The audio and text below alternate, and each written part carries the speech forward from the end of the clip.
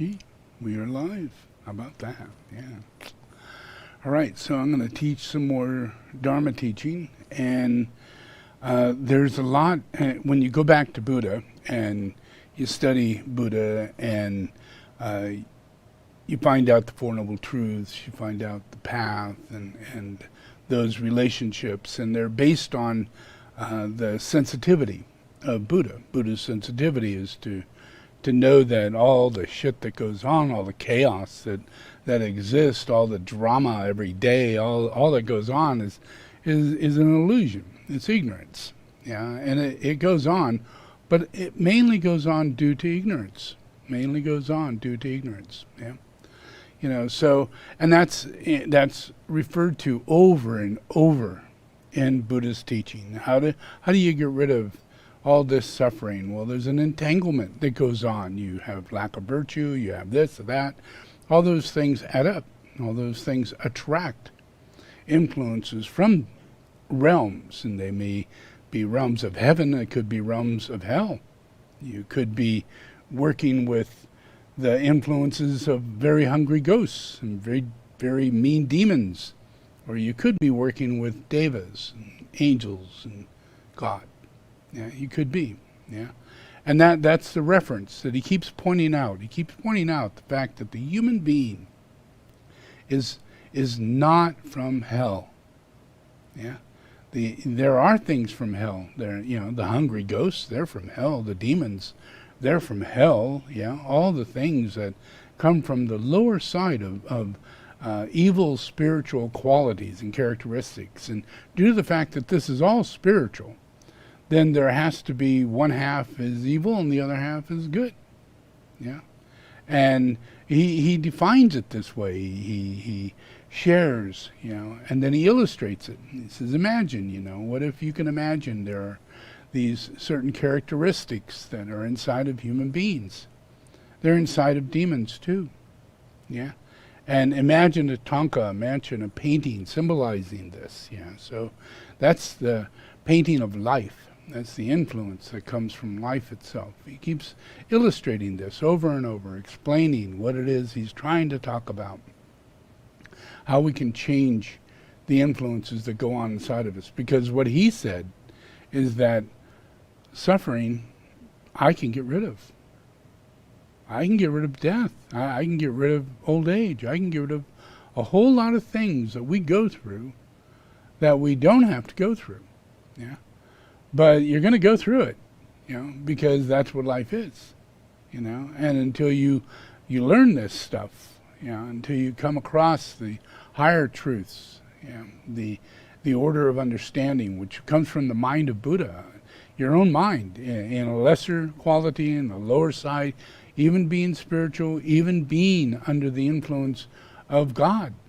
In this illustration, Buddha illustrates that God exists. It doesn't illustrate that God doesn't exist. He illustrates that God does exist. And God exists, demigods exist, and human beings exist. All together in three qualities, three levels. The level of the human being is not conscious of the deva. And the demigod quality. And the level of the human being is not conscious of God, the God quality, the mind of God, or a mind of a deva, But they are human.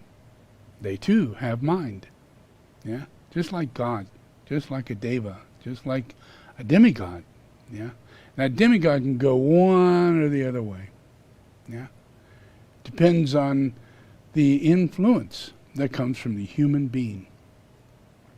Because the human being is in the realm of the human, the demigod, and the God. Not in the realm of devils, and hungry ghosts and hobgoblins and crap. They're really not there, But they, because of psychic influence, because of these hungry ghosts, and these demons, they can reach up into those higher realms. And they can even pull down the demigods. They can pull down, the devas. They can pull down human beings. You know, so that's what goes on. That's life. That's our day-to-day life. You know, life is hard, and then you die. Yeah, and living is all about life. Yeah, but death is included, and the suffering is included. And in Buddha's teaching, he very clearly illustrates what it is that's going on. And the only way out is by attaining virtues, which are very difficult to do in this bullshit, and the lies, and the ignorance. Yeah, and what drives you together in this influence, in the beginning of it, is your own ignorance. Yeah, your own ignorance, and that ignorance you can get rid of through your wisdom. Yeah, through understanding, through life experience. Yeah, so that influence comes in, and it literally, if it's Buddha nature will evolve the human condition. It'll evolve it. Yeah, if Buddha, that's a symptom. Yeah, if Buddha incarnates, then you would see in the world an extreme quickening of civilization and technologies, advancements beyond your wildest imagination that are impossible. They literally did not happen up until that time. Then if you go back, you see this happens not very commonly. It's very rare. Last incident, the pyramids were built. And all the pyramids around the earth were built. Yeah, in the last incident of the coming of the Avatar, the coming of Buddha, the higher mind, where God comes in and does stuff that cannot be explained by humans. How did these pyramids get built? And how did they get built? By Aztecs and by Mayans and by Egyptians and by people all around the world. All had the exact same technology at basically the same time. Yeah? Well, that's exactly what happened here. And if those people die, so does the technology, because it's mind. Your mind can't cope with it. It looks at it and goes, whoa, no way. We can't do that. 100 tons cut perfectly, laser cut, with drills and all those things that we don't even have today. Yeah, we wouldn't do it. We would melt metal. We would make things in that way. We'd create cement. We'd make things that way.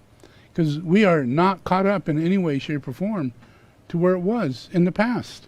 It's evident. It sits there. Yeah. So we've been here before. We've gone through this before.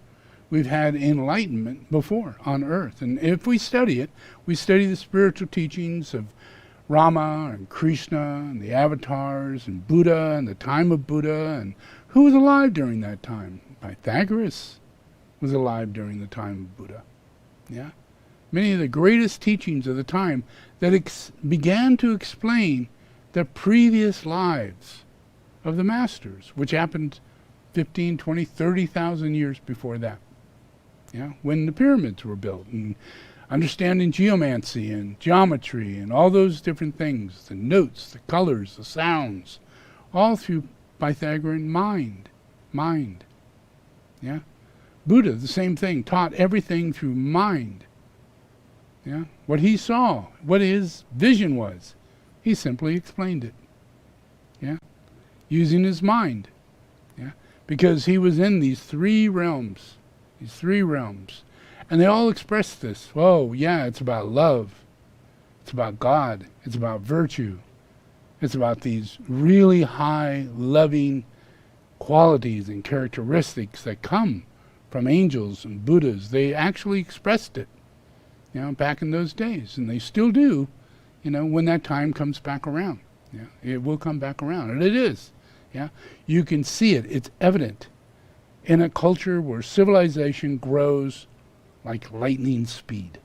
And that's because it's coming from someone's mind who's ruling the world.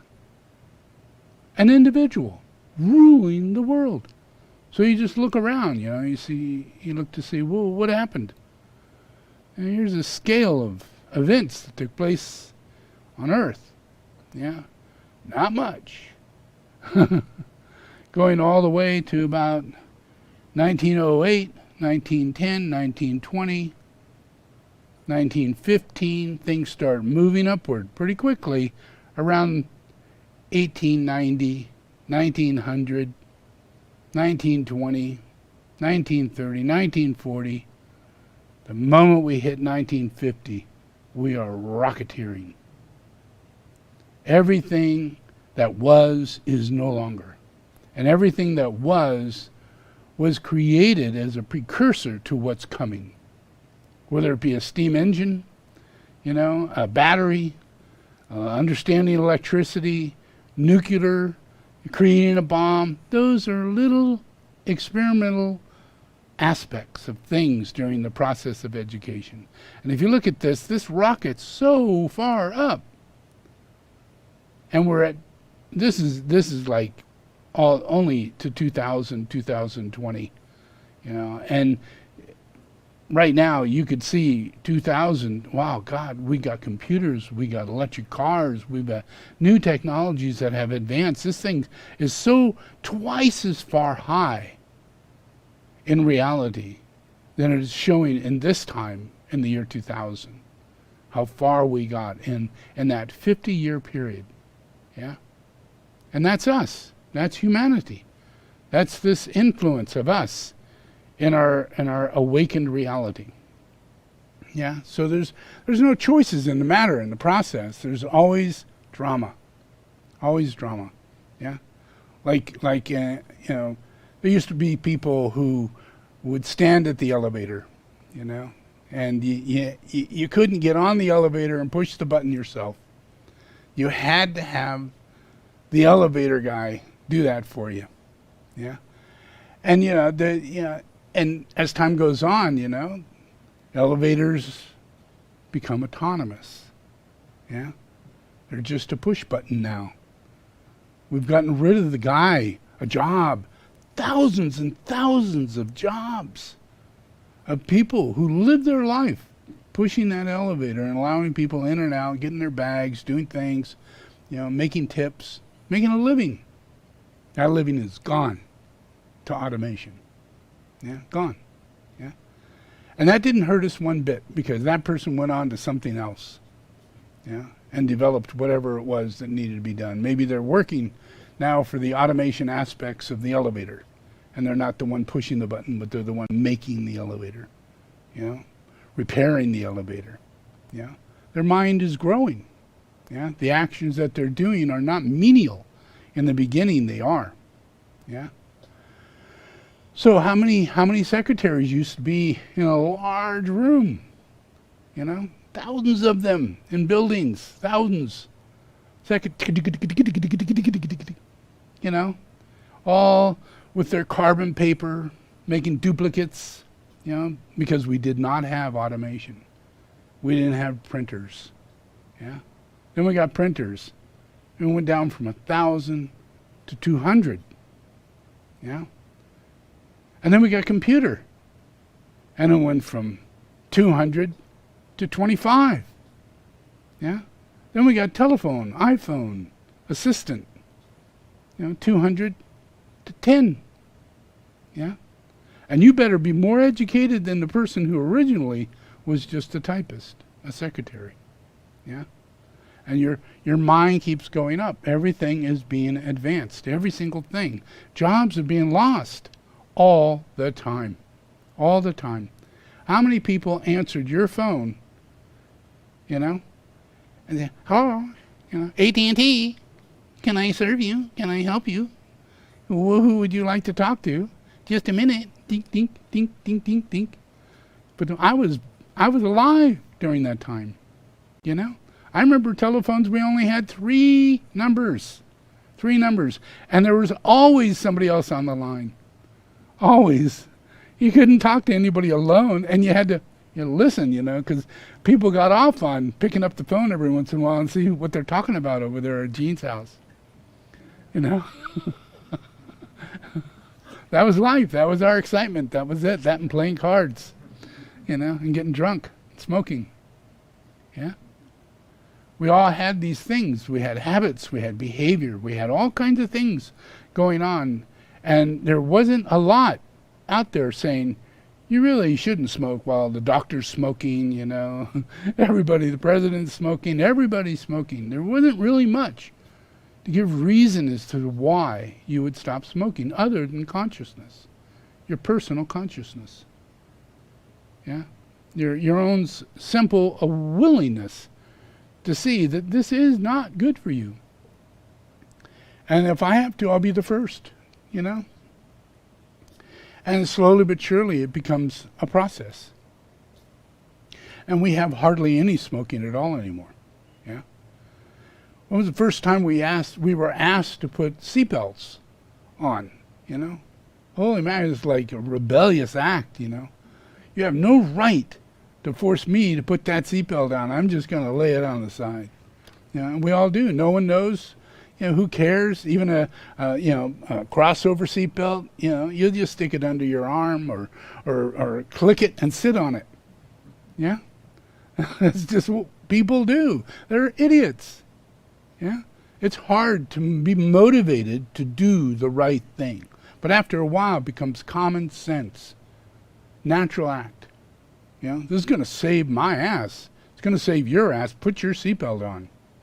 I'm not starting. I'm not going until you have your seatbelt on. As time goes on, I'm not going until you all put your phones away. Time goes on. But, you know, here we got phones. We got everything. We're driving. We got a phone. We're texting. We're getting car wrecks. Car wrecks like crazy. Yeah, more than you could ever imagine. And there's, you know, who asked for navigation? Nobody asked for navigation. We were all happy with maps. But then they gave us navigation. You know, we're going, what do you know? Well, I don't want somebody telling me where to go. You know, that stupid thing on there, you know. Turn left. No. You know, you miss it and it tells you to turn around. Oh, yeah, right. Okay. And finally, you know, you stop messing with it. You go along with it. Common sense. It's an assistant. It's assisting you. It's a whole new thing. We don't know what that's like. You know, to literally have something that assists you in your life. Yeah, and that's what we're here for. That is the Buddha's plan. Yeah, is to give you assistance from the day you're born to the day you die. You're not alone. Yeah, your car will drive you even if you're blind. If you have no ability to drive whatsoever, if you have mental problems, if you're drunk, yeah, if you're a drug addict, you know, you can't, in the future, you can't get in a car and drive it. It drives itself. That is the driver. That is your assistant. And that's the way we'll see it in the future. But right now, we see it as, you know, I don't want to give away my right to drive my truck as fast as I want, wherever I want, however I want, you know. Yeah. But as time goes on, we get used to this stuff. We slowly but surely get used to it. Because the wheel that's turning is a wheel of evolution, a technological advancement that comes out of the mind. It is thought form building. We have no idea that we have this ability to create our future out of our mind, out of our imagination, out of our, I wish it could be like that. Yeah? And 10 years later, guess what? It is like that. And the clearer your mind gets, the clearer your vision becomes, the more you are actually moving it forward. Because it becomes a collective consciousness. It's not about your merit. It's not about your virtues. It's not about your being better than someone else. It's about everybody being good. Everybody's good. Everybody's going to do the right thing. They might, you know, complain about masks. They might. All of this is a drama. Everything's, you know, you're having your teeth pulled. You don't want it, but it's going to happen. You're going to be better for it. Yeah. You don't want almost all of this, you know, but you're going to be better for it. Yeah. You want people want to keep the same old thing, the habits, the houses, the lifestyle. So many people out there are truck drivers because their grandfather was a truck driver. So many people out there are into being in the military because their grandfather was in the military, their uncle was in the military, their father was in the military, their father was a truck driver. Can't see it any differently.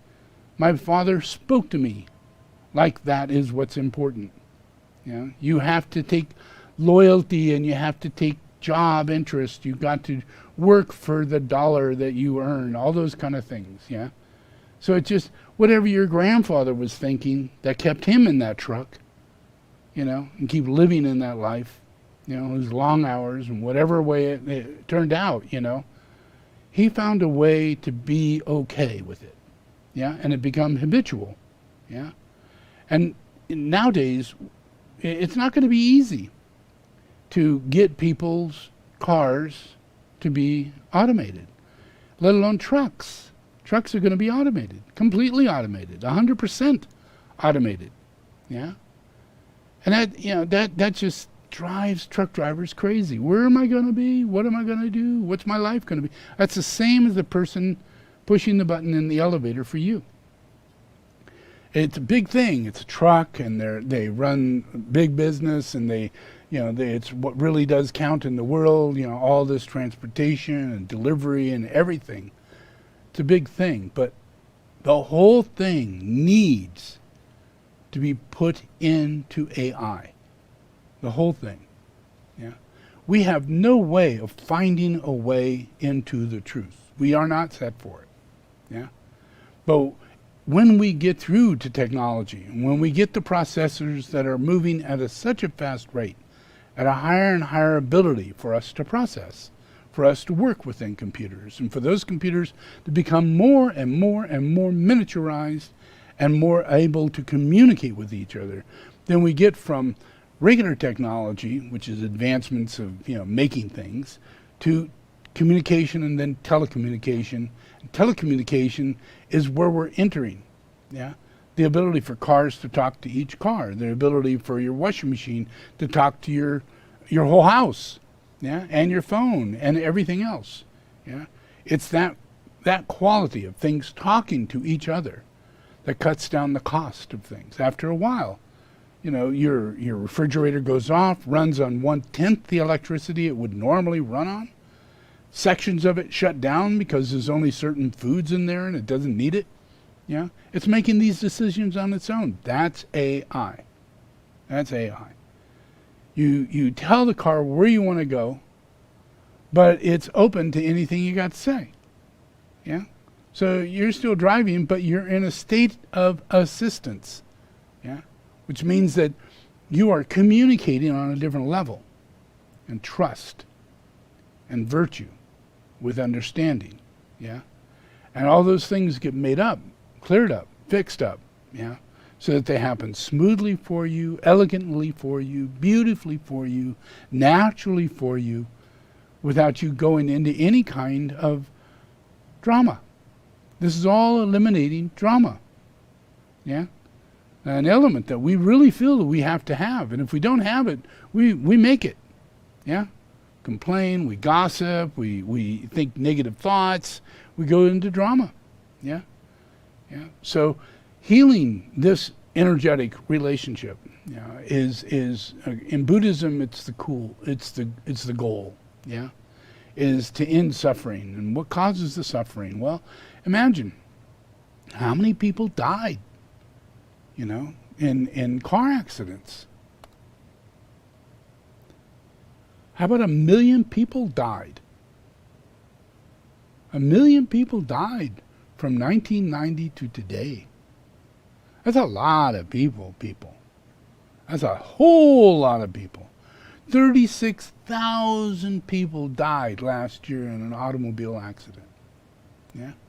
It's actually more than it was in 2018, more than it was in 2017, more than it was in 2007. And it happened at a time when there are fewer people on the road. We've got an epidemic, people are staying home, we're not doing the job, but people are driving drunk like crazy in 2020. Check this out.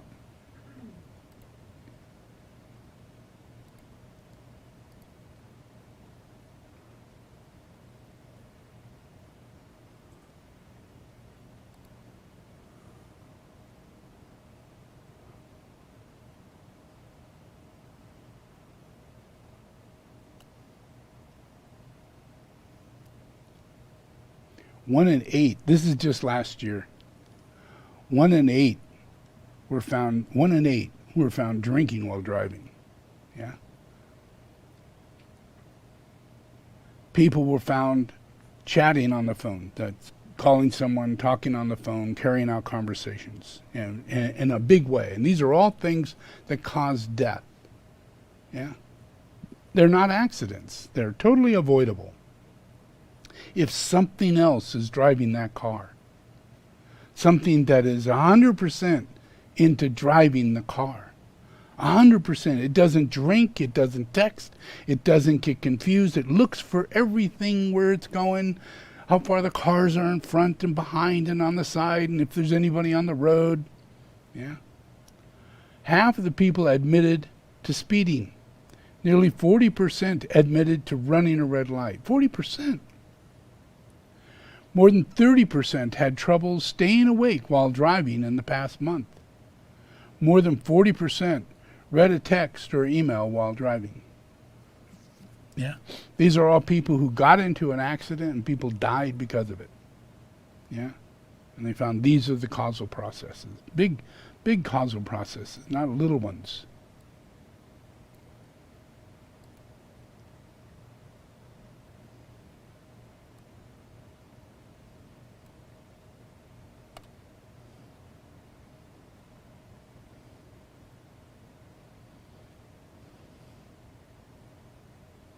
Process of these cars coming out automated is that they're right now, the automation right now in California, there's at least 62 automation cars, companies that are developing automated cars. Yeah. 60 out of a total of 80 or so that are throughout the United States. And 62 of them are in California alone. Yeah. And out of that, we have, the companies that are coming forth in this. Right now, we have 1,400 self-driving cars on the road. Yeah. But this is all dependent upon people realizing what it is I'm talking about. This process has to do with data. Yeah. It is a data program. Yeah. So if you buy an electric car or any car and it has self-driving automation in it, and you have the choice, you click that click and you let it drive, and you let your hands off the wheel and just touch it every once in a while.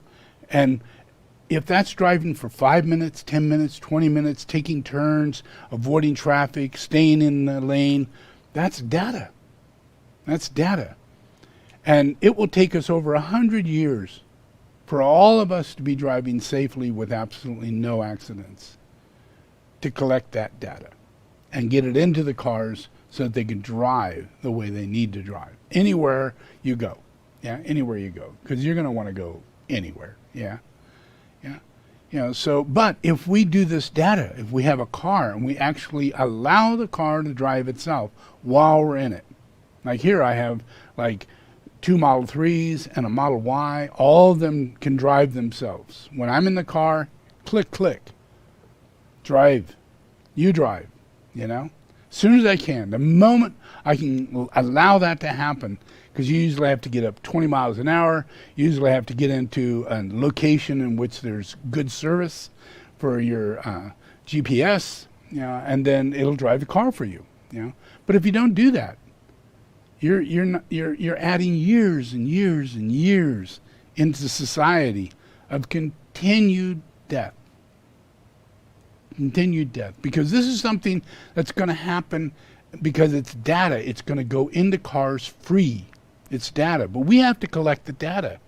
There's no possible way these dealers, these people, these scientists can have 1 million cars, on the road and collect that data unless we're on the road.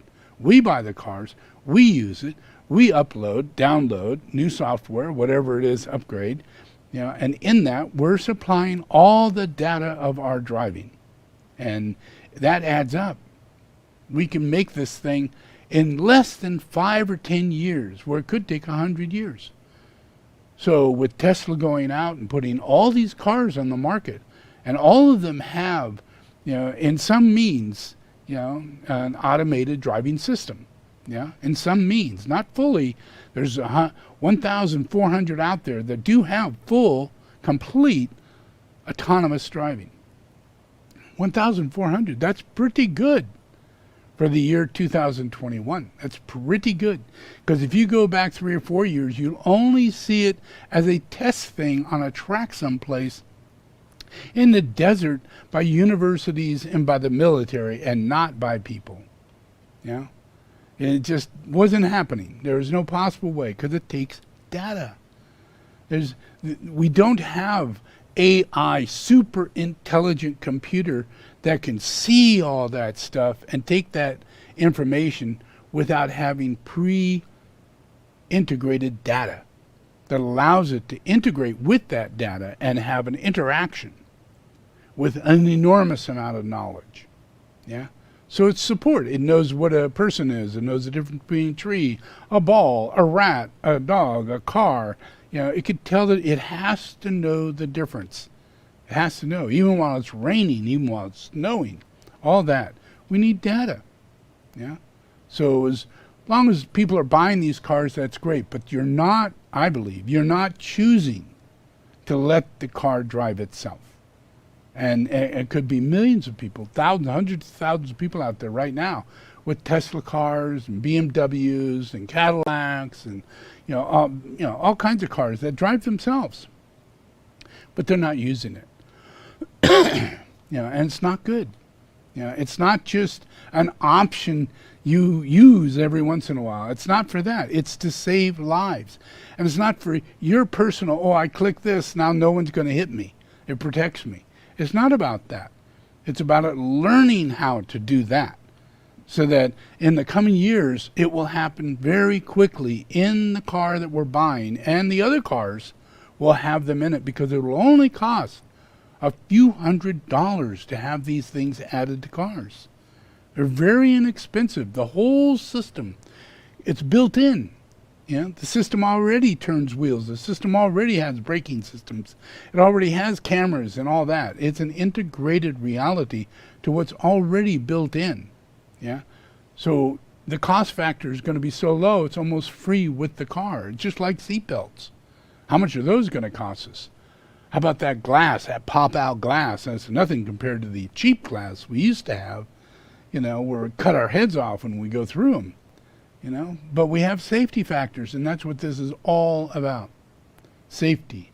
36,000 people died last year. 1 million people died between 1990 and now. 1 million people. These are all people who should be walking, talking, and having a normal life. They died in an auto accident. That's not a disease. That's not a military war. It is a freaking auto accident, an auto accident. And it's third in line to what kills us. There's cardiac, there's one other thing, and then there's auto accidents. Auto accidents. So this is really a big thing, getting this to happen. And it is happening. And there are laws put in place to where it's going to happen by the year 2035, the year 2040. But we want it safe. We don't want it 70% safe, where the car, you got to constantly touch the wheel and constantly be aware of what's going on. Blind people won't be able to drive then. Old people won't be able to drive then. There's a good 30% of humanity that need help, and all this robotics and all this auto and piloting of cars and everything. It's all about you. It's all about you having someone in your house who's a robot, looks just like anybody you want them to look like. Anybody at all. And they sound just like the kind of person that makes you feel comfortable. They sing songs with you. They watch TV with you. I'm not kidding. This is really, really real scenario. Old people need this. They're already doing it in China and Japan when they don't have enough caretakers. They developed a lot of robots. So the robots can at least come into your room and ask you, how are you, and take your pulse and do a little something in order to keep, that separation of contact, from developing. And all these people, there's people who, they can get into exercise, robots that exercise with you. Yeah? That's the future. It's not about the things that we think is going to take over our lives. It's not about that robots or, autonomous living or new technologies. The whole future is about assisted living. Simple living. Yeah? Where, you get help in cooking. Your single robot that cleans your freaking house also cooks for you and is your friend and makes your bed, And if you get sick, they take care of you and they care for you and they give you what is healthy for you. Not, oh, I want ice cream. Well, you really shouldn't be eating ice cream today. The robot will tell you that. Yeah? And you'll be a better person for it, and you'll stick to your health, and you'll stick to a positive way of living. Because you have assistance that is on a soulful level, not there to take advantage of you or, like the robots were thinking, they're going to take over the earth. It's not like that. They are there to assist us. Yeah? They'll take away many of the labor, hard labor. Imagine all the people in steel and all the people building cars and repetitive building cars, all great for economy, for making a living, for creating Detroit and a city and, having families and everything, all great, because that's what happened then. Yeah. But now we're getting to a robotic state to where those people can move on to a different part of a life. They can make those robots. They can program those robots. Their higher mind, their ability cuts them out of the culture that was really killing them. Yeah? Without this assistance helping us carry the heavy weight that we're carrying now, doing the farming that we're doing now, dying from this shit. Yeah? We need assistance. And we can't turn to our black friends or Asian friends or our Mexican friends who will assist us in labor at a cheap rate because we'll take advantage of them because we're spinning in that left spin of sorrow and sadness, and we think wrong in those terms. This is all bringing things to you to assist you, so all those lifestyles will be gone. People who serve but don't get paid. It's going to be a robot one day. Yeah, people who build cars and actually just die of repetitive, strenuous bullshit. Have no life whatsoever other than going in, coming out, having a little vacation, going in, coming out, and dying. That's it. There's nothing to life. Everything that's being developed is to actually give you life. Even when you get in the car, you get in the car, you're not going to be driving boringly, sitting in traffic and stuff. That car is going to take you the smoothest, fastest way on any direction to get to your point of destination, because it knows everything. You don't know. You're busy driving. You're looking at the internet. You're looking at this and that, trying to figure out where to go next and what's the right turn. But your car's driving you there. Your thing is that you get to lean back, look at the big screen, turn on your computer, communicate with someone before you get there. Finish business, finish communication, do something creative. Yeah? Finish a movie, whatever you want to do. Finish lunch. Yeah? While driving, your time is never wasted. This future will give you 100 times more time than you ever had before. And your economy will be 100 times more than you've ever had before. Yeah? Just simply because everything you're doing is economy, ecology. It's designed that way. The computers will make sure of it. They'll make sure of it. They're there to be our assistants. They will assist us in this world to do the best job we can do to maintain this earth and live a wonderful life of transportation and creativity and designing and engineering and manifesting all new ideas for the future world. That's what we get to do, rather than hard work, hard labor. all the things that we thought we had to do because that's what Grandpa did. And that's what Dad did. Yeah? Yeah? So it takes all these things that are in process. They are in process. Yeah? And this process of us, oh, I don't know if I want to wear a mask. I'm not sure if I want to get my shot. It's all a part of the same thing. I'm not sure if I want to buy an electric car. I'm not sure if I want autonomous driving. It's exactly the same thing. It's ignorance. And it's causing all the suffering. Yeah? And you could sense it. It could drive you crazy. It'll make you commit suicide because there's really no way of switching this movie into a good movie. Yeah? But if you listen to what I'm saying, the movie is completely in charge. The whole thing is governed by Buddha. Everything is manifesting according to a plan. It's working out of a plan. Yeah? Inventions, ideas, solar, new technologies, how to get into space, what is the safest way to go into space, what are the different ways in which we need to develop certain technologies, and that's the need for going into space. All those things are worked out in Buddha's mind. Buddha understands those things, why we would be going in those directions, but not for us to get minerals from asteroids and to get, colonize Mars, that's crazy shit. That's crazy shit. That's greed. We don't need it. We don't need it. Yeah? And that's understood in Buddha's mind. And it will be understood in all of humanity's mind without there being a decree of, no, can't do that, can't do this. It will be common sense. Just like us now putting on our seatbelts and us, getting in the car and accepting the fact we don't have a steering wheel.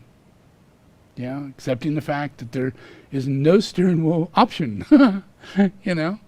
And there are already cars made like that. They just can't really come out on the market. They're waiting to put them out. VW has that. They have a van that's coming out, has no steering wheel with it. It has a pop-up steering wheel in case you want to use it, but it's designed for that steering wheel not to come with it. Yeah, so our future is very much in line with the process of humanity's design. Yeah, it's not just Buddha's design, but if you understand that we are in a world, the upper world, yeah, and when Buddha comes onto the earth, we all are inaugurated in the upper world. And all of a sudden, all your meaningless jobs and your desire to carry a gun on the hip and all those things that come with the past die. They die. And everything else comes, we don't smoke cigarettes anymore. We don't drink anymore. We don't beat anybody up anymore. We don't hate our wives. None of this stuff goes on at all. Yeah. But it did. But in the future, it doesn't. Because in the Buddha field, we are connected in bodhicitta, in attaining bodhisattva. And as we continue turning this wheel, imagine everybody incarnates and comes back. Everybody dies, right? Everybody dies between now and the year 2045. Pretty much everybody will be dead, yeah, pretty much. Yeah, and, all of us come back. So we're not dead, we're actually back. We're never dead. We're a baby, we're 8 years old, we're 10 years old, we're 11 years old, we're here. Yeah, but we're here in another world where the cars drive themselves.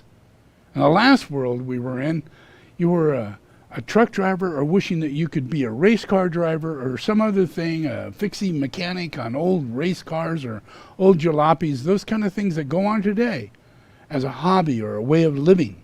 Yeah. By the time you reincarnate in the year 2045, most of those things will be gone. And all new, interesting things will come into play. Yeah? All the boring things of us sitting around playing games and, going nuts and doing Twitter and all that kind of stuff will all die out by the time we get to 2035.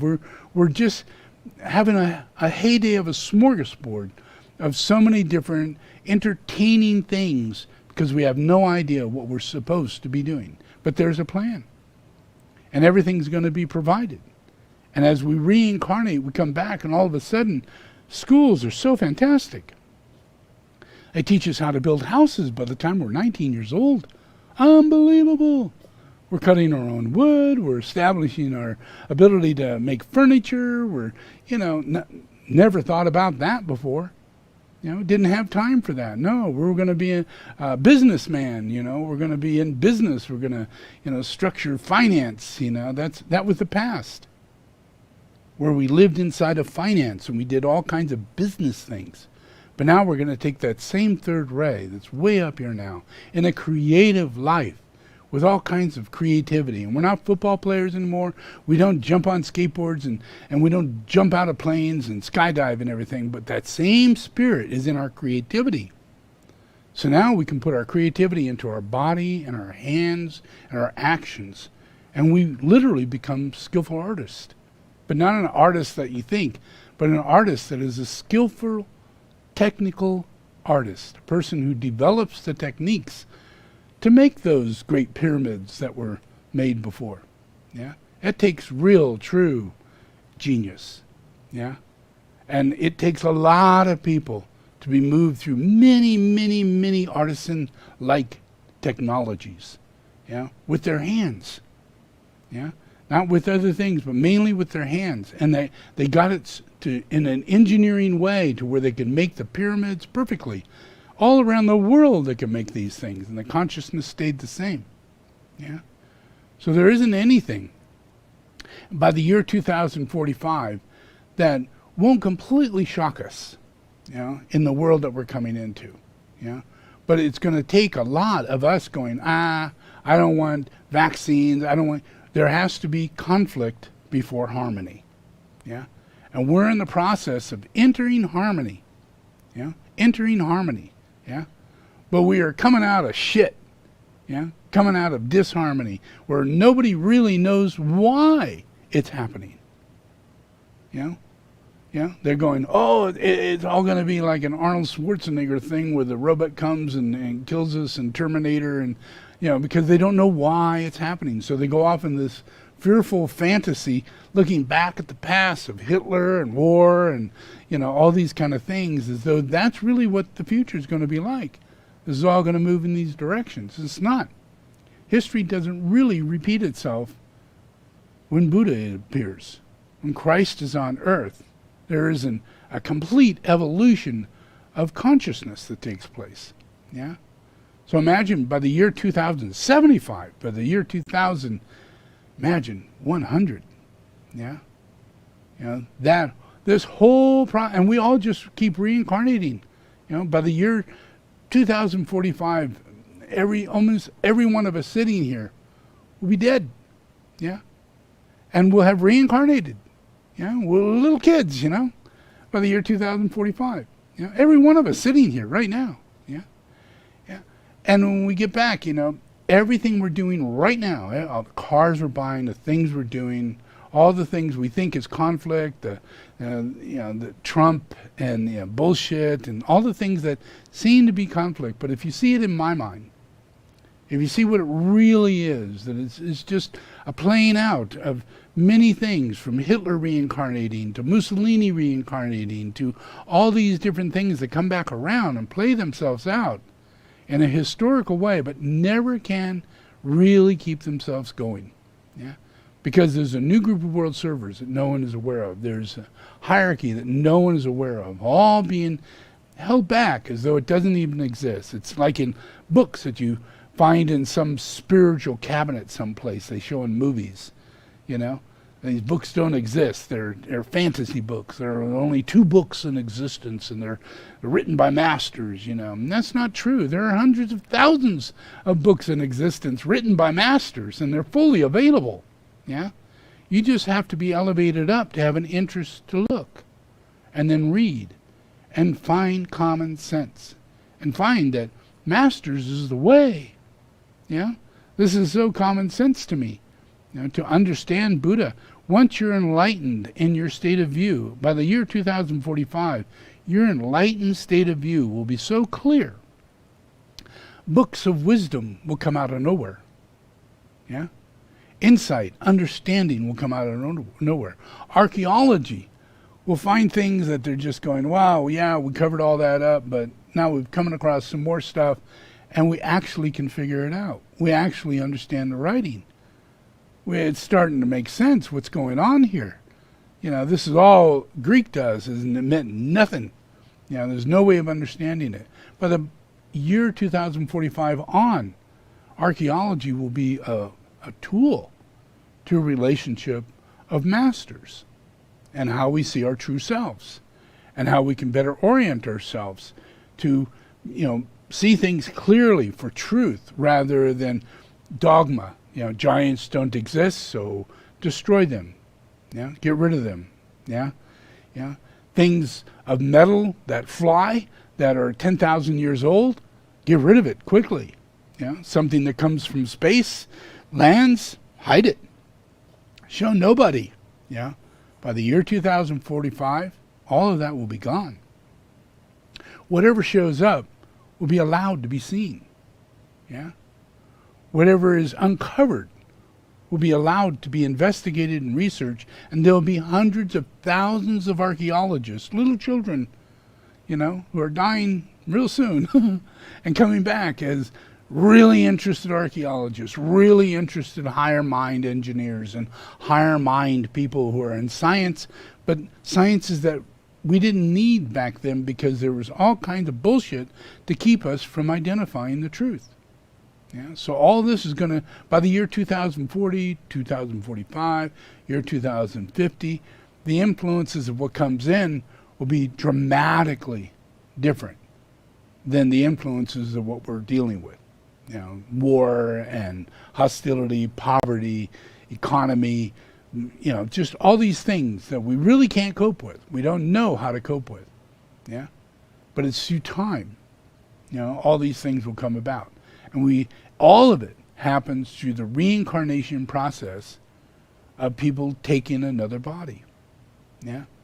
So imagine we're inside the mind of God. And the mind of God is temporal.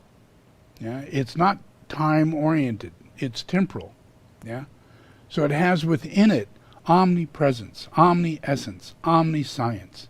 The mind of God solely is that way. Just that way. It's not a different way at any time.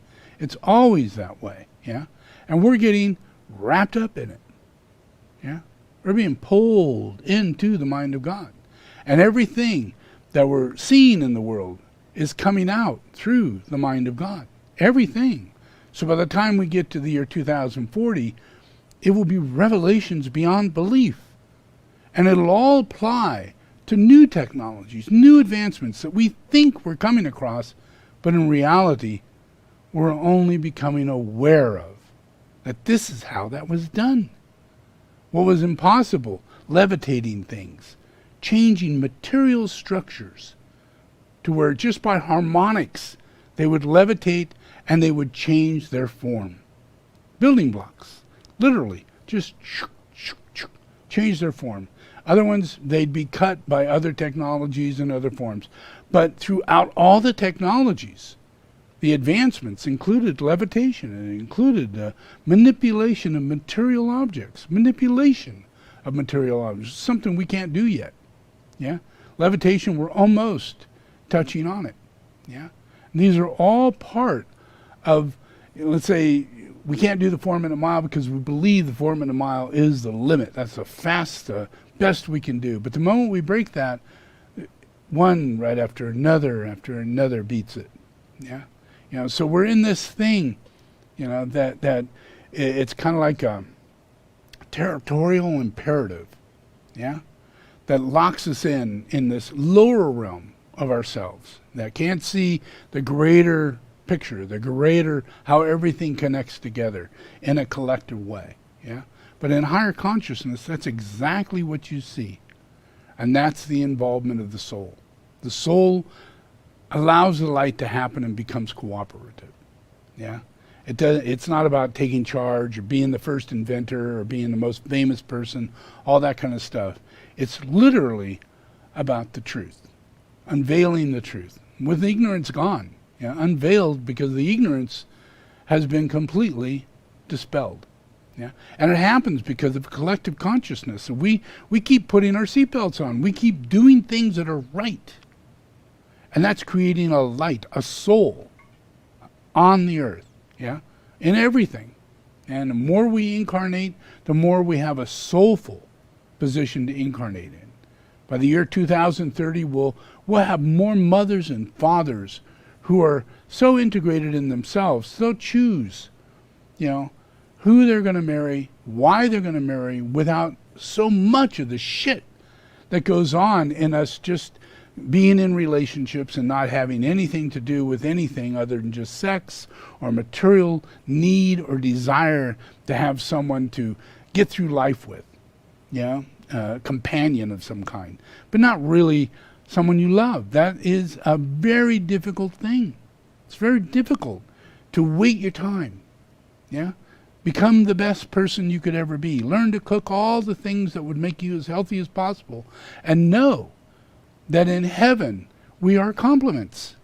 That's what a soul mate is. We're all soul mates. We all complement each other. We're all going to drive these electric cars. We're all going to get the same thing because we're complemented. That's how God deals with us. That's God's relationship with us, and that's our relationship with each other. It's exactly the same way God treats us. So by the year 2045, there's going to be more of that going on. So, the question of whether or not we should have abortion, or should we be killing each other, should we have guns, should we keep the right to guns, all those things people will let go of.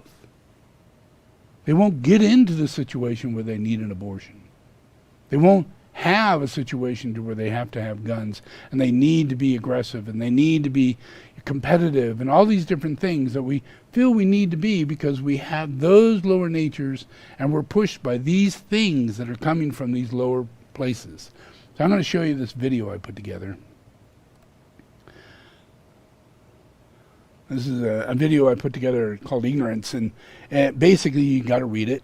And it's the teachings of Buddha, and it explains the process of the tanka of life, the wheel of life, And it's not the full explanation because, that's what a darshan's for, because it's big. There's a lot of information in it. But I've been given this teaching here now, right now, this teaching, to lead up to this, so you get an idea as to how this works, And that it does work, and by practicing Buddhism, it turns the wheel that allows this future to manifest. And like I said, if you get into your electric car or your car, and that car can drive itself, and you choose to allow the car to drive itself, and not be forced, because your car simply will only drive itself. Wait that 10, 20, 30-year period, for that to happen, then you're not doing Dharma. You're not doing Dharma, because you got to see this outside yourself.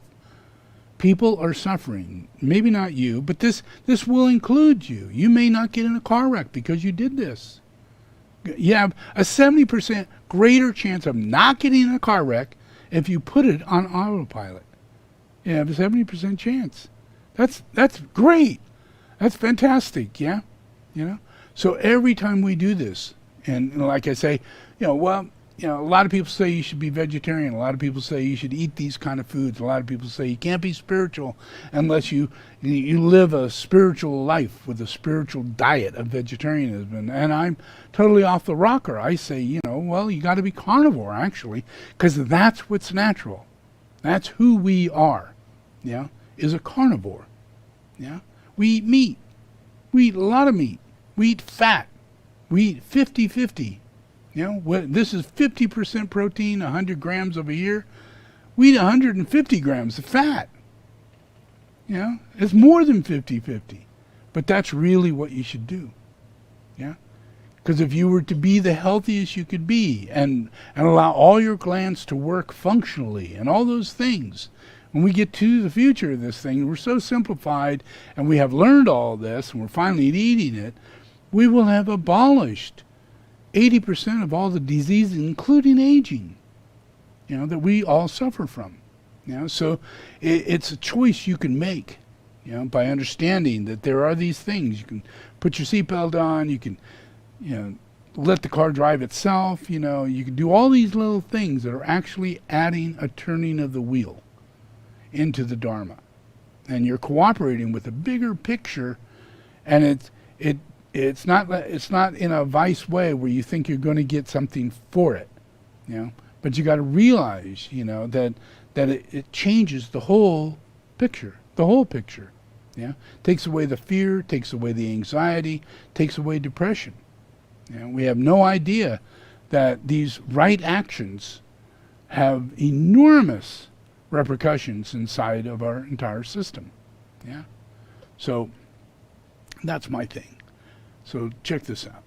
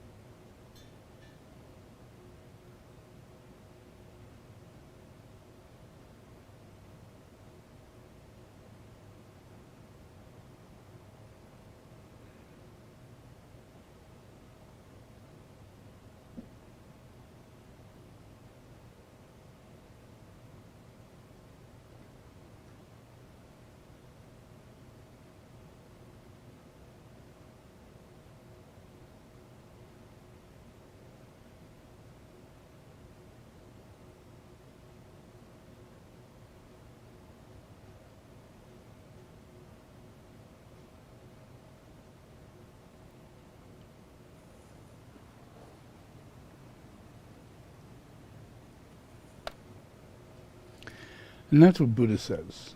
Yeah. So the reason why we make it into a tanka is so that we can do meditation and stare at it, and come to some understanding as to what is expressed here. The main thing that's pointed out is the fact that it's about transmigration, and transmigration is dying. It's the transmigration of the soul. Every time we die, the soul is a transmigration. Now, where does it go? Is it going down into the angry, hatred aspects of vices, led into hell, and led into where demons and hungry ghosts and all kinds of crap is at? Or is our day-to-day life turning a wheel as human beings that aspire toward being a better person, letting go of habits and vices and certain behaviors that doesn't allow us to accept the things in society that make society better, like ending war. It might be nice for us to be a pacifist, but it would be better if the whole world never went to war. Yeah, so you want to see that bigger picture. That should be your outcome. Yeah, not just you being a pacifist, but starting off, being a pacifist is a good start. That begins turning that wheel. Yeah, and you can continue. It shows you in this tanka. It shows you, so many jobs, so many things you could do in your life, all the way from a butcher to being in a monastery. And that monastery side of things is a highly virtuous quality for the transmigration of the soul. But if you choose something other than that, your transmigration of the soul is 1 foot in the left side and 1 foot on the right side. Yeah? So you really haven't, there are no guarantees, but there is a 99% chance your transmigration is not going to be as good as it should be if you don't stick with change in yourself, moving your more to the side of the angel in a monastery living a human's life, rather than so far off from that to where you're a butcher or you're a hunter or you're in a war or you have other things going on that lead to the needs of society and that kind of society. Yeah. But you should be in a different place. You should be choosing, what it is you're doing in your life, your lifestyle in every way. Yeah. But it depends on what's provided for you. Yeah. And everything, when it comes down to the Dharma, has to do with the influence, the transmigration of the soul, the influence of Buddha's ability to move people to bodhicitta, to receive the blessings of Buddha while he's in the world as a bodhisattva. Yeah? And he incarnates as bodhicitta. So that constant bodhicitta inside Buddha has to constantly come up through the human being that he is and manifest in his daily life. What kind of life does he live? Well, Buddha most likely would be in a monastery. Yeah? He'd be over there on that side. Yeah? And that is what it is. Yeah? But that's the case for every living person. It's just that Buddha has attained a lot of bodhicitta, a lot of bodhisattva, a lot of Buddha. Yeah? So these are the lifestyles inside of the human kingdom that we can see, and all of it could be with God. All of it could be with God. Yeah? All the terrestrial realms, all of everything that is involved in God is greater than this material world. Yeah? We think it is this material world that we're coming back to. But what if this that I'm explaining to you, that God does exist in this world, in your consciousness, in your lifestyle, bringing peace on earth, ending hunger, ending suffering, yeah, ending war, not because of war ends war or this or that, but because of the blessings of Dharma that are manifested in humanity through the love and the cooperation of people serving each other, caring for each other, doing for each other. So it's just like when you have your electric car or whatever you got and you flip it on and you allow it to drive yourself, and you're not so happy, I mean, you want to think, oh, this has got to be safe, but it doesn't feel safe. Your hands are not on the steering wheel, it is kind of around and around the street, it's going back and forth. It's doing its best. But if you give it the time to learn, that car will be a wonderful thing to sit in and let it drive you. And then you will soon get an upgrade where that car will take you to the freeway, it'll take you off the freeway, it'll take you into town to all the stoplights. It will park, and you will get out of the car. It will go find a parking space in a parking lot, anywhere you say to go, and it'll do that. And you come back out and you say, come and get me. And it comes and gets you. You get in it, and it drives away with you in it. And it's all safe. Everybody's safe. It's not going to run over any old lady. It's not going to run into another car coming out of a parking lot. It's the safest car around. It's probably the slowest car around. A lot of people don't want to drive behind it because it's so safe and so cautious and so diligent. But that's what you deserve. That's who should be driving the car. You should be driving a car like that. Thank God, God's created this scenario to where we have this coming our way. So there isn't anything that's not set out. We're in the darkest of age. We're in the darkest of time, and there isn't anybody in life that doesn't remember being in the military, that doesn't remember, being a part of being a football player or a basketball player and competitive, this and that, and all good stuff, for what was needed at the time. We needed to beat off war and nuclear holocausts and the relationships of Hitler. It was a time of hate. When you're in a world of hate, hate begets hate, But when Buddha comes, the transference and transmigration of the soul becomes so prominent that the new incarnates start filing in. The moment they die, they are blessed so quickly, and they come back onto earth. You lose people in the 1990s, and they come back in 1995, and they're back in school in 95, 2000. By that time, these are really wise, calm, undisrupted people, because they're coming from a time that's more infused, and that's where we're coming from. So we have to take that in all that we're doing. We can't think about Trump. We have to think about drama. Drama is the action that is happening. It's a manifestation of the turning the wheel of Dharma. If you turn the wheel of Dharma, you will get drama, a lot of drama, but out of it, people will come out the other end, and they'll go, wow, I don't know why I did all those drugs. I don't know why I did all that alcohol. I don't know why I was a womanizer and why I behaved like that. And, I'm sorry, it's just not me, because people reincarnate while they're alive in this process, what I'm in. I give resurrection to people. I give redemption to people. People go through the change of resurrection without having to die. That's transmigration while you're alive. Those are levels of awakening that's taking place. Then those waves of awakening that's happening on earth hit people really heavy as they're dying.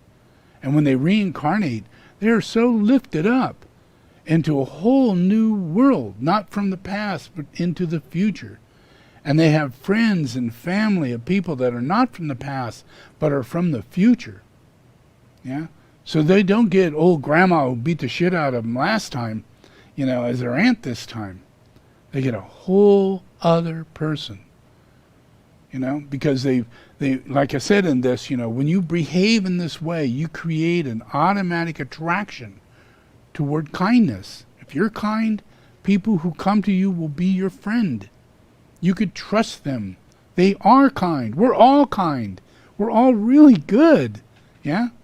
It's just a matter of dissolving the evil and stopping that turning of the wheel. And if you can hold your consciousness to the reality that this is how the world really is ran, since the coming of Christ, this is the reason why we have faith in the coming of Christ, why we have faith in this cycle of reality.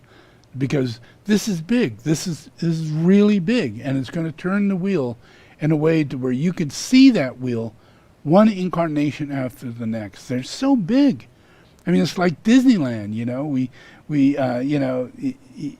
You come into the world in 2050, 2060, after your second incarnation from this one. You come back, and this place is so fresh. The jet airplanes are gone. All the stuff that we had going on, all the wires that used to be out there, all the cities with their high-rises, all those things are no longer there. All we can see it in the history books on how it all changed and how the water lines changed and how ecology changed the land and everything and how we dealt with that drama in such an incredible way. We came out of it in a new world with new opportunities. We couldn't go back to Chicago because it didn't exist.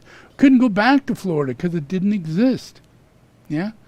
That's the kind of change that God is bringing about. The American Indians say the reason why the weather exists, the reason why a tornado comes, the reason why a hurricane hits you is because you need to let it go. You need to let go of your house. You need to let go of your land. You need to move. Indians say that. Not normal white people. What they say is, I'm not going anywhere. They ain't going to kick me out of here, no way. I'm sticking around. I'll rebuild my house, But the Native American says, no, that was a sign. And we're out of here, We're living in a freaking cave for a long time. We have to live in a cave for 500 or 600 or 700 years. And that's what we're going to do because the weather's so bad and things are not the way you think. During the time of the Anasazi, they had gardening and waterways and things you would not imagine. But what led them there was drought and hard living and a lack of ability to adapt. So all of us are in this process of learning from higher mind. And higher mind comes with Native Americans and other people who have a spiritual connection to nature and taking it for what it is. There are signs. We need to get the hell out of the track of tornadoes that constantly come through Ohio and Mississippi and everywhere. We need to clear that area, make it spiritual to make it better. You go back to those areas, you'll see one of the largest cities of Native American pyramids. And they were mound builders, and they had all kinds of geometric patterns placed on them to bless the influence of nature, to bless the wind, to bless the water, to bless everything, and take it for what it is. Stay away from the river edge, don't go into that area where it floods all the time. Build these sacred places because we need to give of ourselves to the earth or it's going to come back on us and we're going to be in ignorance and we're going to drown. Ignorance is going to keep this up. This process takes us out of ignorance. It develops wisdom. And if we don't get this wisdom as during this hardship, then nothing gets built. So everything in truth, if we look at it this way, all things will be built from everything that we're witnessing, and nothing is wasted, no accidents, no hardships, no diseases that are coming our way, the things that we've got. All those things are part and parcel of us in this dramatic process of not being able to do the right thing. And once we get to that place to where we really are thankful and giving and sharing and caring, and it's our nature, the nature will cooperate with us. But until then, we all got trouble. In nature, we all got trouble. In ourselves, in our lower nature, we got trouble in that way. And we have to use the Holy Spirit in order to contain it and give it another form of nature.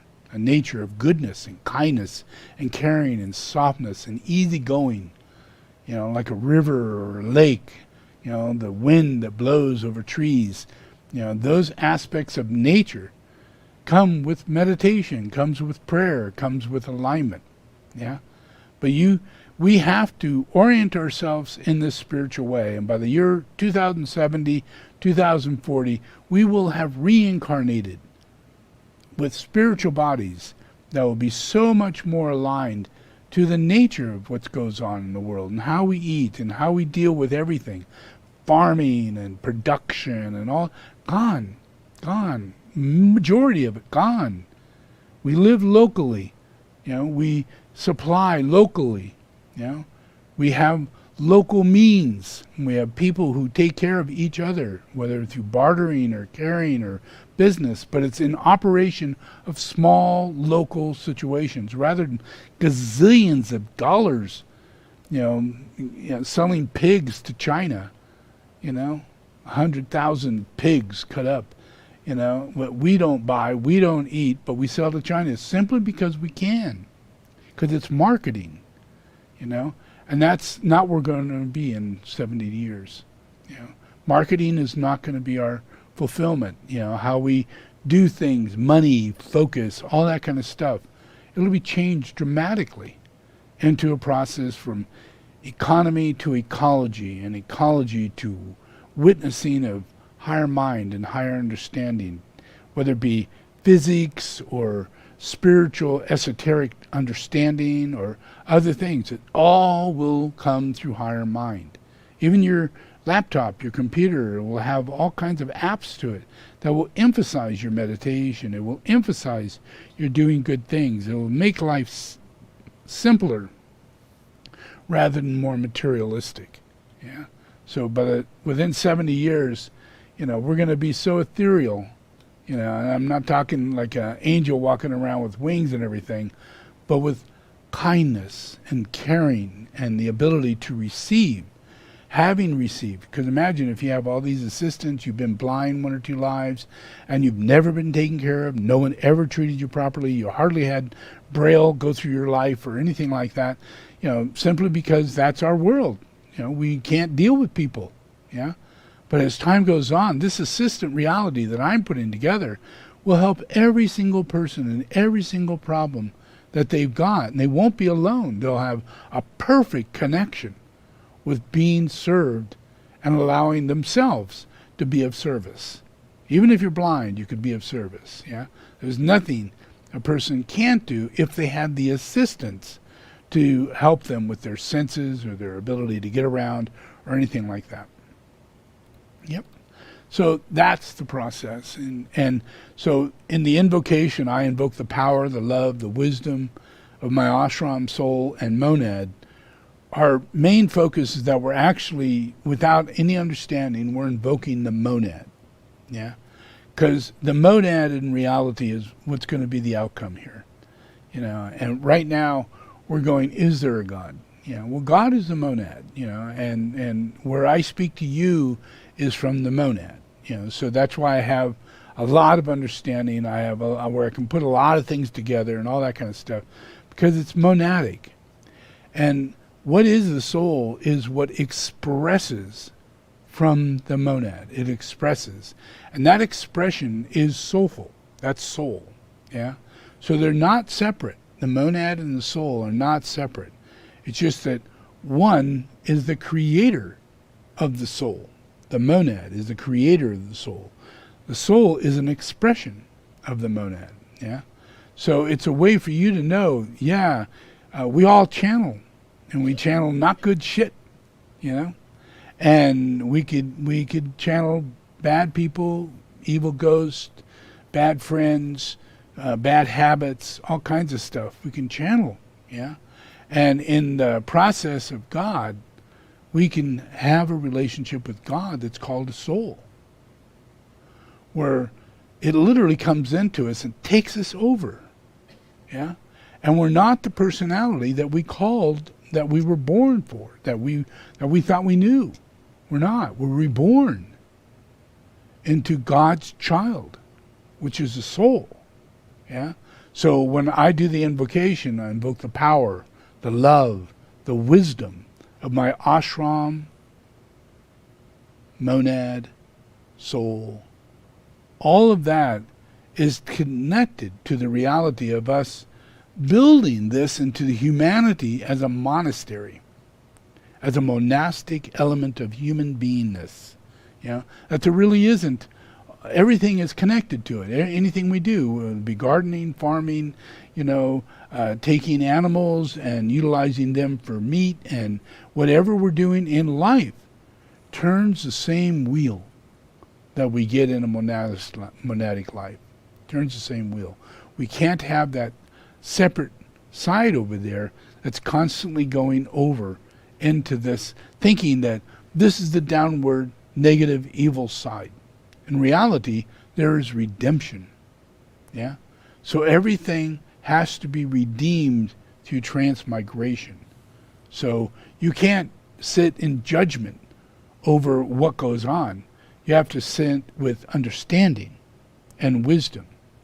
And that way you don't have any judgment over it. And then the consciousness, like right now, here we're a bunch of people who have enormous amount of cows, enormous amount of chickens, enormous amount of animals that are being massively produced and slaughtered, and unnecessarily. 80% of it is unnecessary, and we don't need to be feeding our little kitties. We don't need to be feeding our cats. We don't need to be feeding all of our fish, and our everywhere. We don't need to be doing all that. Yeah, we need to be animal husbandry. Yeah, to where you need meat, and you know that you need milk, and you need eggs, and you need these particular things, these products. So you grow them. And you either hire someone to process them for you, or you process them yourself. And you go through that process learning that this is what's offered. This is what you receive. There's no disconnect as a lesser person or a greater person. Everything is what it is. But what comes down to is that it becomes less of what we're doing, less of what we're eating, less of what we need to produce. That's bad karma. That leads to really evil feelings in ourselves. And we don't know as we eat it, as we are part of the, crafts products and the boxes of Cheerios and, all the canned stuff that comes out and all the, things that come out in production, and that is wasted time and energy of ecology, economy, of your health, of everything. So that in consciousness becomes what we choose not to have. We just choose not to have it. And then we realize, we're carnivores, so I'm just going to call up a local place who has cows, who grows them, and they butcher them. So that's what they do. I don't have to go to the store. I can work local, and I know local, and it can maintain that. And I can do my own cow, have my own milk. I can do my own chickens, have my own chickens. I can do all these things which can maintain what I'm doing. And now that means that you're not going to Safeway, and you're not even going to Costco. You're not going to a local market. You're not doing all those things. That could be bad in a lot of looking ways. Like, the businesses are going to close. Restaurants will close. Stores will close. 90% of the aisles will, we won't buy those foods. All the bread and all the donuts and all the things that we won't be buying as time goes on. We won't be buying those things. So we will be making those things. And some friend of ours will be really good at making those things, and they'll make a living making those things. Yeah, and we're going to do that in a group way. Like in our town, in our community, within a 50-mile radius. We'll support each other, because all of our means of communication and sharing won't be at a store anymore. It'll be with a neighbor. It'll be with someone who is a butcher, someone who grows cattle, someone who maintains chickens and a variety of chickens and grows them in a really good way. And you get them every day. You pick them up, and everybody's paid. And you're creating a circle of community. Yeah, that creates sangha. Yeah, it closes a door to the astral plane, and it opens a door to everybody having a service for everybody else, and everybody gets paid very well for this service. It's everything is exactly price wise. Everything is as it should be. It's not free. Everything is organized in understanding, because the value of what we're doing, the amount of energy that we're putting into it, and the people that are putting into it, after a while, we have an understanding that we do need to pay people $20, $25, $30 an hour. Just because you don't have an understanding, and you agree that it's okay to pay $7 an hour, because you don't have an understanding, that doesn't make it okay. Even though it happens. That is what happens, yeah? So the main thing is that this is all going to change in that way, because of kindness and caring and turning the wheel of Dharma. Yeah, it'll change every single aspect of it, but it'll all come from as years go by.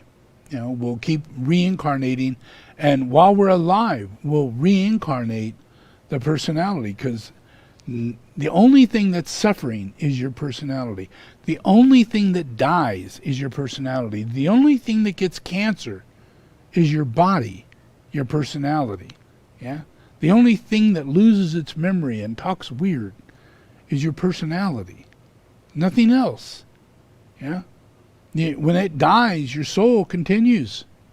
And it goes on to the next body, and it carries with it all the things you developed in the previous body. But if you didn't, you spent your time drinking, smoking, doing all these things, then when you leave, you have a little tiny vessel of virtue to come with you into the next body. So you're still going to have stupid habits. You're going to be very ignorant. You're going to be interested in things from the past that you haven't learned new. That's all comes from these invocations. I invoke the power, the love, the wisdom of my ashram, soul, and monad to guide me into the right activity in the plan. Yeah, to guide me. That's channeling again, people. But you don't understand that you're already channeling. You're already channeling. You're channeling your mom, your aunt, your cousin, every person you walk into a room on. The moment you walk into the room, you just start flustering. You're picking up this person, you're picking up that person. It's just so much. Everybody has an influence on everybody. Yeah, and all of this has to do with whether or not we've made our connection. Do you meditate? Do you do your alignment? Do you not gossip? Do you not have these thoughts? Do you not worry about people's personality lives? If you do, then that's your destiny in your future life, is to live in hell with people who suffer and complain. And you're going to go, but the world isn't like that for me. I don't see why you think it is. Those are faithless people in a faithless world having a faithless day. Yeah. In this thing, it talks about how everything comes around in cycles.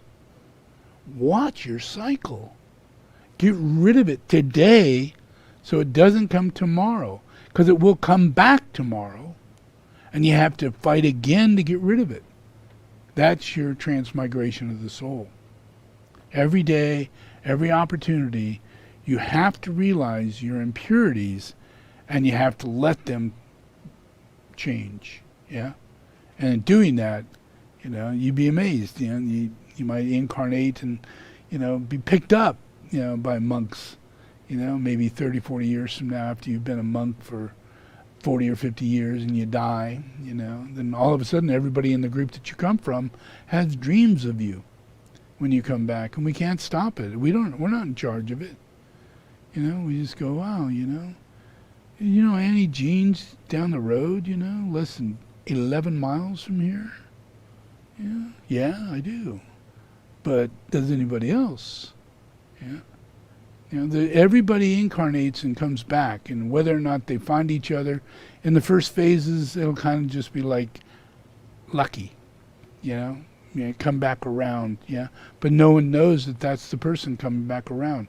3 generations from now, when things are much clearer, much purer, and this ashram is consistent and people have made commitment life after life after life, as they do in Buddhism, then after their 5th or 6th term of living their entire life till the day they die, and then reincarnate and find their way back as young as possible, and continue that again for another life, and do that over and over and over again, by the time they get to the 6th or the 7th time, it becomes integrated in the telepathic realm of dreams. Yeah, because dreams are really melting pots, places. They're liquid. Yeah, they're not what we think. They're something that really does connect to the physical world. They have visions and they have auspicious events inside of dreams that we're not aware of that go on. They're really great opportunities to help us find each other after we die. So in the hierarchy, the dreams always come to us in a relationship within a month or 2 or 3 months after a person dies, and we start getting the name of their parents.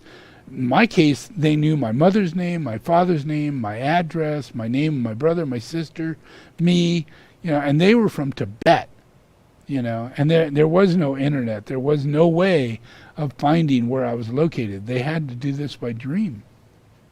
And it was dream after dream after dream. These people had to come to the United States and be in the United States for a long period of time and sleep and have dreams and wait for those dreams to come and say, 14435 Rath Street, La Puente, California. And then they left and went to that house. Until you get that dream, you can't go there. You may get the name of the address, you may get my name, but you got to have the address. All the dreams have to come in full. And if you study this about Rinpoches and others who are found, we always have dreams of the mountainside, the look of the house, the type of street that it's on, the neighbors that live nearby, the quality of characteristics of the parents, and even their names. All come through the dreams. And not one dream, but a lot of dreams, So the Rinpoches kind of have to put them together and come up with what they think is a possibility of where this person's at. And it works. I mean, we have thousands of tukus in Tibet that we find that way. And in the world in the future, from 2070 on, due to my incarnation and the manifestation of Shambhala Ashram, it's a good chance millions of people will start reincarnating and having dreams of each other, and you will end your astral connection of who is your mother, who is your father, who is your lover, and who is your brother. It will end. And you will see it through the dream. The dreams will take you to who is really your brother. And that will be your brother, And you'll have the right mother, and that will be your mother, And there'll be such an event, and they'll all be auspicious. Everybody will be part of seeing an event, seeing auspiciousness, and witnessing all this, because it is a brotherhood and sisterhood. It's Sangha, And 70 years, by that time, we'll have millions of people that will be ready to move within that realm, and the dreams will begin. And you will be completely, no longer will you ever be incarnated in this hellhole that you've come from. All the relationships, every relationship, this life, your previous life, the lives before that, they were just so bad back then, and they got a little better, a little better, a little better, and then today. And you look back at your life and you go, well, this isn't exactly my best life. I wouldn't mind a better life. Well, chances are, and it's 100%, if you understand what I'm saying, this is all about transmigration of the soul. There is no death to the soul. So what we should be interested in is the soul, and how it incarnates in the personality, and how the personality is transformed, transfigured by the incarnation of the soul. First you got to understand, what the fuck is the soul? So that you could be the soul. Yeah, does that make sense? All right, let's do our prayer.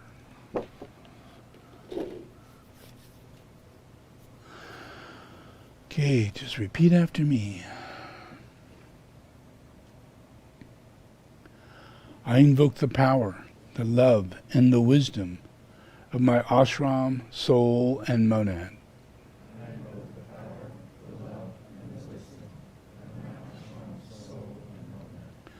to guide me into the right activity in the plan,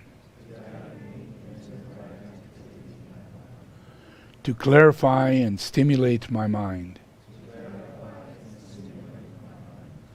to transform and transmute my feelings and emotions,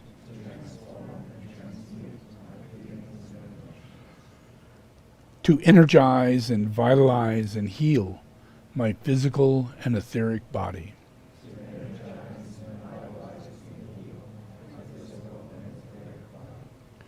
So there is a normal flow of energy in my physical and etheric body.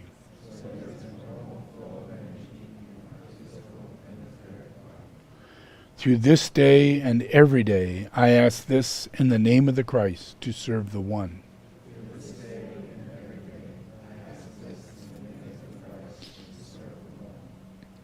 All in the name of the Father, the Son, and the Holy Spirit.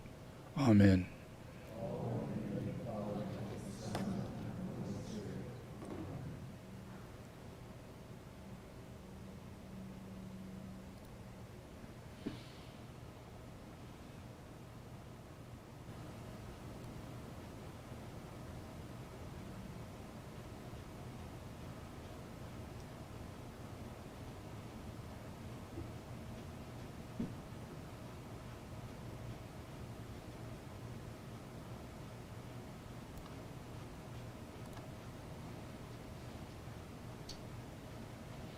Okay, we do meditation.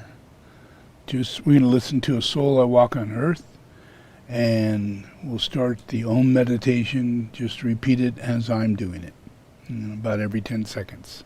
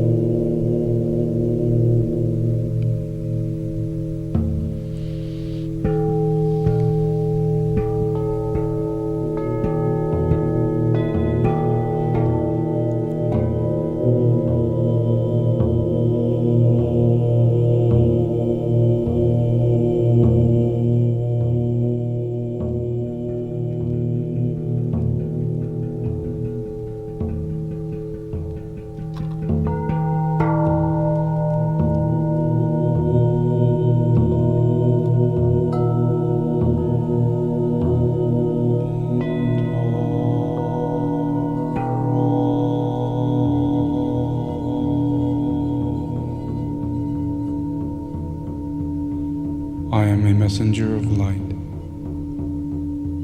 I am a pilgrim on the way of love. I do not walk alone, but I know myself as one with all great souls, and one with them in service. Their strength is mine. This strength I claim. My strength is theirs, and this I freely give. A soul, I walk on earth. I represent the One.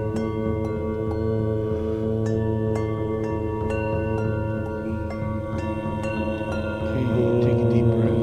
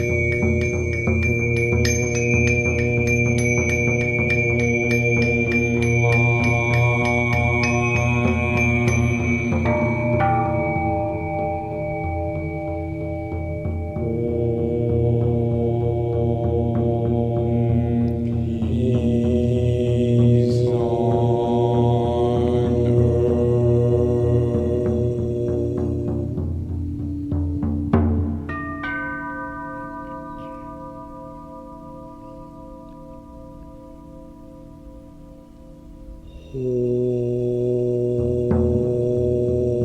will of God moves the world.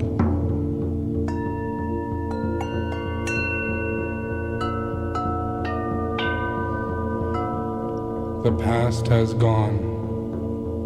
I am that past. It makes me what I am. The future comes.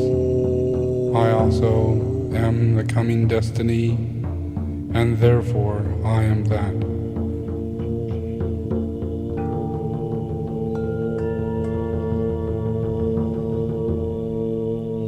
The present flows from out the past. The future colors that which is. I make the future also by my present knowledge of the past and the beauty of the present, and therefore I am that I am.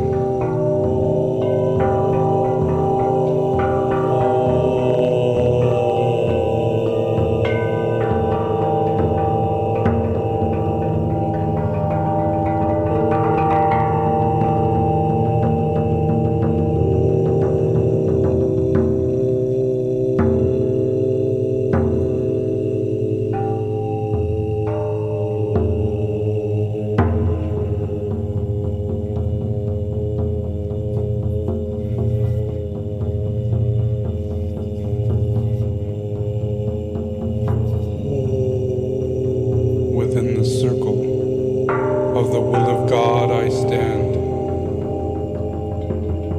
Without the radius of the world of glamour I take my place. And there I stand.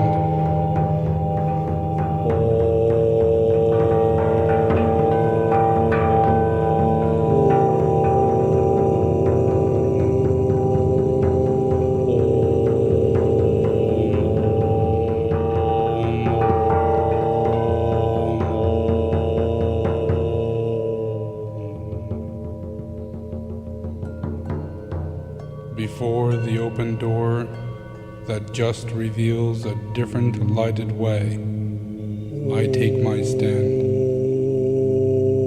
Before the presence, I will take my place, and there will firmly stand. And stand I see.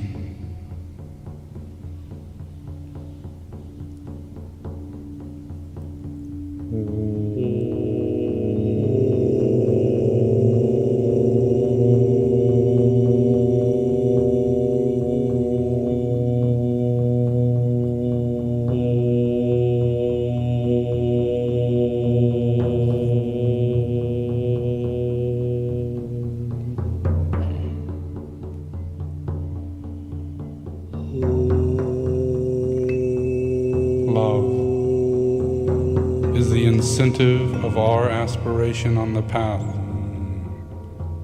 Love is the substance of our living in the world. Love is the light and the light of freedom from all creatures. Love pulses through the universe in a divine rhythm. Love is the consciousness of God.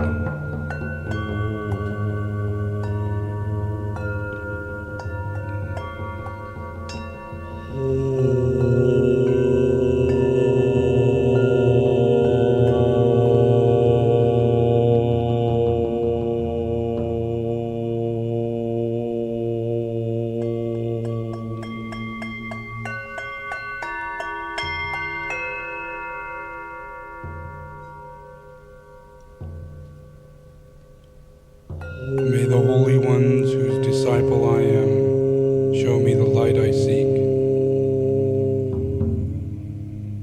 May all mankind, may all humanity of all knowledge, may all light on earth make manifest the soul in all things, all life. I invoke the radiant golden sun to manifest the thread of the soul into the kingdoms of the elementals, into the kingdoms of the vegetables, the animals, into the astral plane.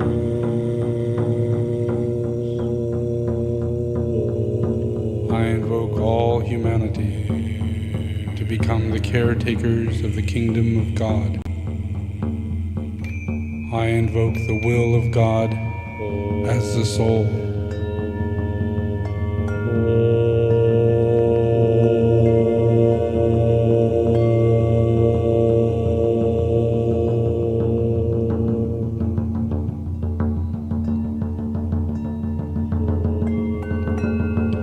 I stand before the judgment seat of my soul. I am that soul. All love and light am I serve the world and lose myself in service. This is my life, and this is the way that I will tread until the day be with us all.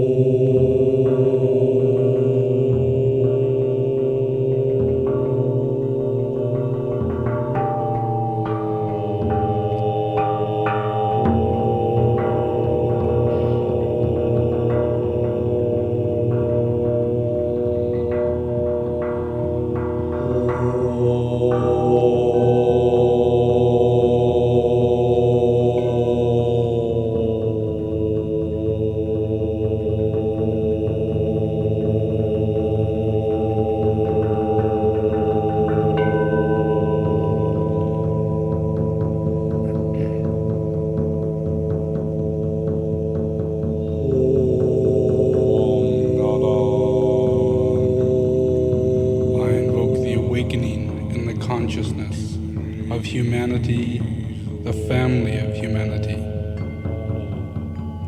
to bring forth points of energy within themselves, inaugurating certain new techniques in work and in modes of communication. I invoke the group of telepathic communicators.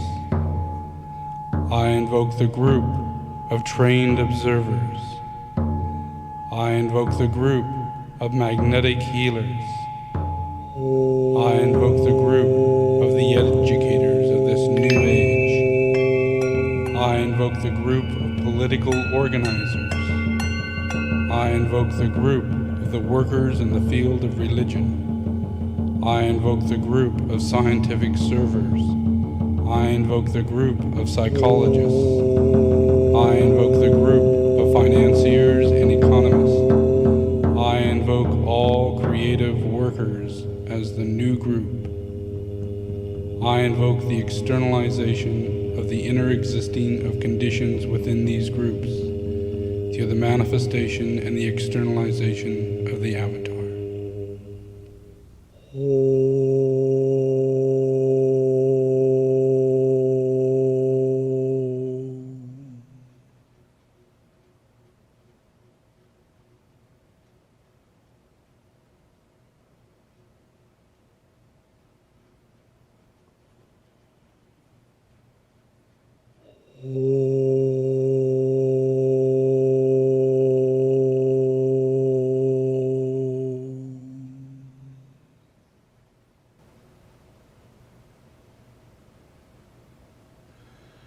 Okay, just relax.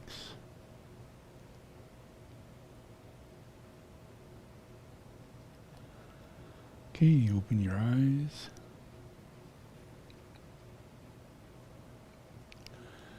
So that puja is pretty much everything I just taught.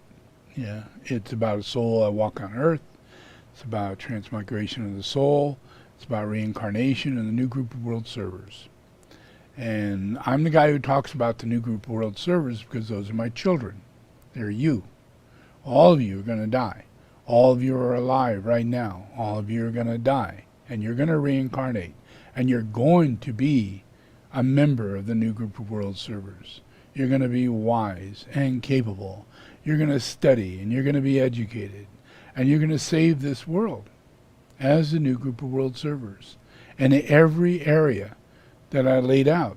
Now, when you listen to the puja, it's talking to you. Choose your subject. Think about it today. What is it? Education? What is it? Yeah? Listen to the puja. It tells you all the names of the new group of world servers. What are the jobs? What are the subjects? Are any of those something you're interested in? Yeah? Think about it. Yeah? Study it. Prepare for your next life. Prepare for your service. Because it's not going to be easy to pull this off in this life. But if you realize that you're going to reincarnate, and that the studying that you're doing is not for now, it's for later. Yeah? It will recapitulate with you. Yeah? But choose a focus. Choose archaeology, astrology. Throw it out the door. Get rid of it.